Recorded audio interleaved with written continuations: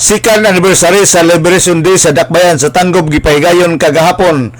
Ang Liberation Day mo ay ikaduha ka tuig nga pagsaulog sa kadaugan sa Tanggob City human milingkod ang Asenso Team sa maong Dakbayan. Una nini gipahigayon ang karaban sa Asenso Team libot sa Tanggob City o misangko kay sa People's Gym.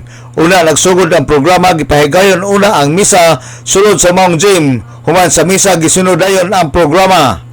Ang maong kalihukan ang gitambungan sa mabagang duot sa katawhan nga mga supporters sa Asenso Tanggob Administration uban sa mga opisyales sa pagpanguna ni Mayor Ben Canama o Vice Mayor Tito Disina, mga konsyales, mga barangay officials ug mga katawhan.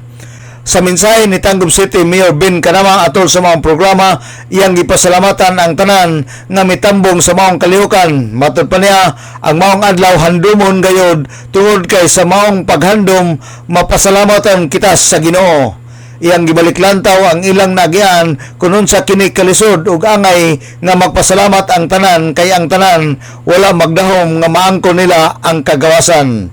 Aniya si Tanggob City Mayor Ben Canama. Ang maong adlaw handumon gyud nato tungod kay sa atong paghandom mapasalamaton ta sa Ginoo. Kanina nag-ingon ang pare, to remember is to be grateful.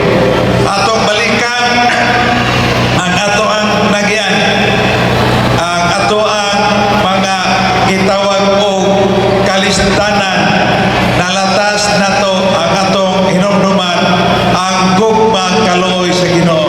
Pasalamatan ginatong Ginoo.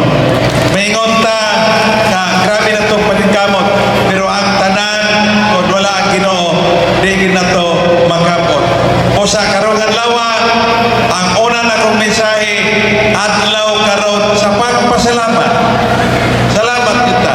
Kita tanan kasagaran nato kung dili kita tanan wala gyud tanan dahong bisan gamay nga moabot ang adlaw nga gihatag sa Ginoo nga dinhi sa Tanggob bation na nato ang kagawasan. Si Mayor Ben Canama sa Tanggob City. Alang sa DXDD Radio Campana, ang radyo sa simbahan, WD45 Dudong Bargamento, Danag sa Dakbayan.